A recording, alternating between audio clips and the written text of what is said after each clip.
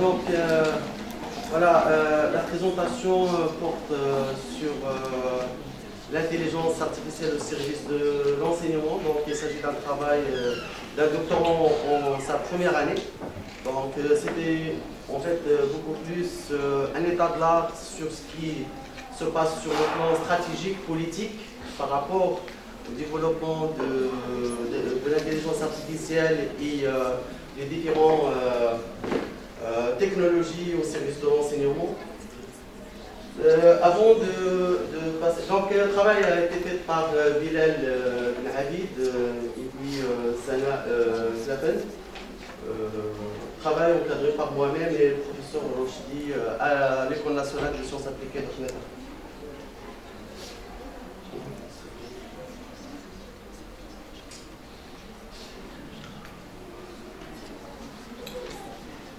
Très bien, donc je commencerai par deux citations. La première de Vladimir Poutine qui a dit que celui qui détiendra les datas dans le futur, il détiendra le pouvoir. Et qui dit pouvoir, c'est pratiquement sur tous les niveaux des systèmes, que ce soit politique, d'enseignement, ainsi de suite. Donc, et le deuxième, c'est Yuval Noah Harari qui a écrit le best-seller sur toutes les évolutions depuis 70 000 ans jusqu'à aujourd'hui. Il a pu suivre les différentes évolutions. Et il a dit que la seule religion qui persistera dans le futur est la religion des datas. Donc, ce qui démontre que cette révolution est en train de toucher pratiquement tous les secteurs et la survie, la croissance et la rentabilité dépendante de l'utilisation du numérique de data. Voilà donc, que ce soit pour accéder à un nouveau marché ou bien pour créer une nouvelle expérience utilisateur, notamment l'enseignant étudiant ou bien le médecin patient. Donc c'est toujours des choses qu'on pourrait l'améliorer et perfectionner avec des data. Donc c'est aussi proposer un nouveau produit, c'est aussi une prestation d'enseignement ou bien un service d'enseignement. Donc c'est toujours, on va utiliser data, faire face à la compétition, créer un modèle d'affaires. Donc c'est toujours le numérique qui est présent dans ces différents aspects. Et donc, il vaut mieux prendre le changement par la main avant qu'il ne prenne par la gauche. C'est pas moi qui ai dit, c'est Churchill. Et ça dénote qu'il ne faut pas s'opposer à cette évolution, mais beaucoup plus, il s'agit d'accompagner pour mieux canaliser et encadrer afin de prévenir les dangers et maîtriser les risques. Donc, et pour cela, il faut se préparer au niveau de l'enseignement parce que l'enseignement qui a été conçu dans les années 80, aujourd'hui, on est en train de récolter les produits. Donc, ce qu'on va semer aujourd'hui, on va le récolter dans les 30 années à venir. Donc, il vaut mieux se préparer, on ne pourrait pas résister. Voilà donc, pourquoi? Parce qu'il y a 4 défis majeurs, ou bien 4 enjeux. Donc, le premier, c'est le progrès exponentiel et la capacité des ordinateurs, selon la loi de Moore, donc pratiquement, ils se multiplient chaque année et demie. Donc, avec le même coût, on pourrait passer en fait, multiplication fois 2, et puis chaque 10 ans, multiplication fois 100, puis fois 10 000 chaque 20 ans. Alors, sur le plan réseau communication, donc, il y a une croissance exponentielle de capacité de réseau à faire transmettre toutes les prestations, les services, l'échange et ainsi de suite. C'est aussi au niveau génie logiciel, programmation flexible, système embarqué, ainsi de suite, pratiquement sur tous les services, les produits. Et puis l'apparition de l'intelligence artificielle avec l'accompagnement par réalité augmentée, réalité virtuelle. Donc ça c'est le premier défi. Le deuxième défi, aujourd'hui on est en train de vivre l'hyperconnectivité pratiquement, et l'étudiant et le professeur, tout le monde sont connectés. 5 minutes. Très bien, donc je passe. Alors, troisième défi, c'est beaucoup plus l'économie d'usage. Donc on est en train de passer de l'économie de possession de l'avoir vers l'économie de l'être, l'économie de partage. Et donc ça engendre en fait changement de paradigme sur le vivre ensemble et ainsi de suite. Alors, quatrième défi, voilà, donc pratiquement qui dit un nouveau business model, c'est aussi au niveau de l'enseignement.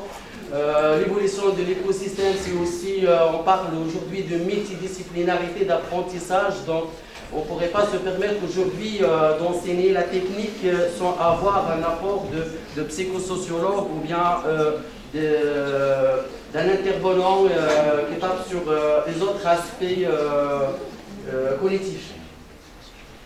Très bien, donc la quatrième défi, c'est qu'il y a beaucoup plus l'hyperconcentration. Donc aujourd'hui, on constate fuite de compétences, déperdition des talents, et vous avez pu remarquer sur les dernières statistiques, 10 000 cadres ont quitté le Maroc en 2018.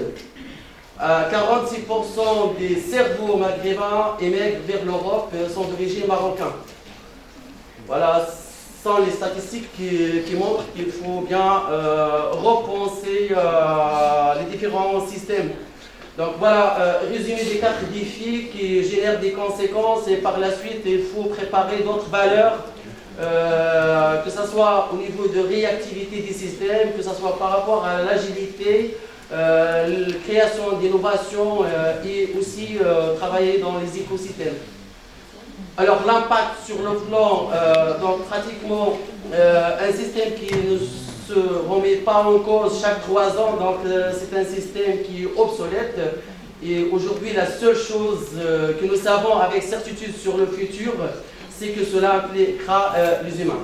Donc qui dit changement de technologie, c'est chaque paradigme sur le plan technologique, il crée un changement de paradigme sur le plan socio-organisationnel et socio-humain, ce qui nécessite à accompagner le changement et à avoir de feedback sur chaque mutation technologique.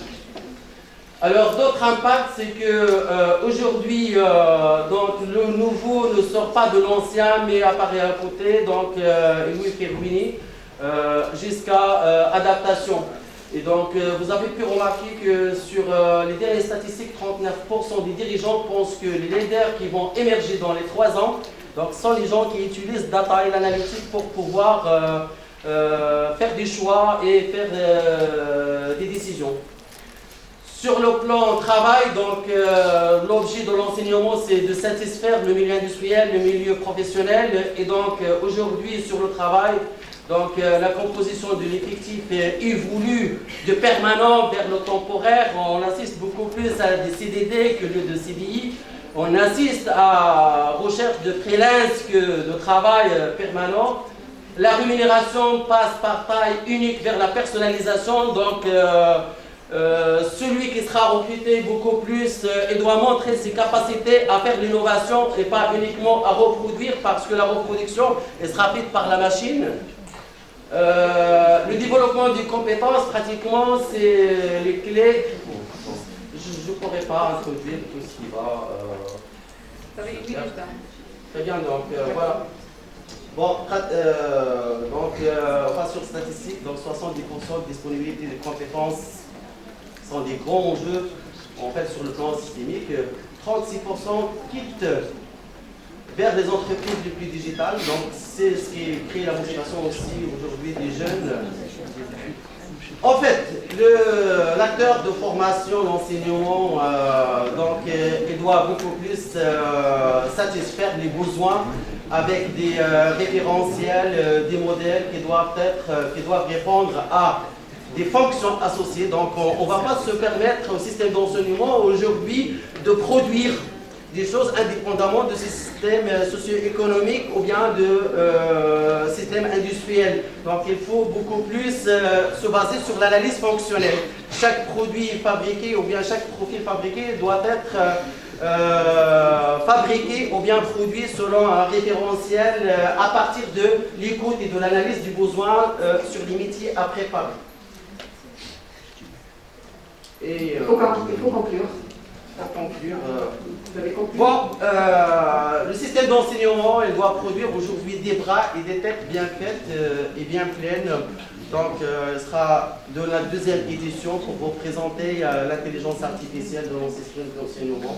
Dans la mesure où elle va créer les 5 compétences, cohérence de la personne, capacité d'innovation, approche critique, créativité, collaboration, communication. Et c'est ça ce qui est préconisé par l'intelligence artificielle dans le système d'enseignement. Donc, je laisse pour la deuxième édition. Merci.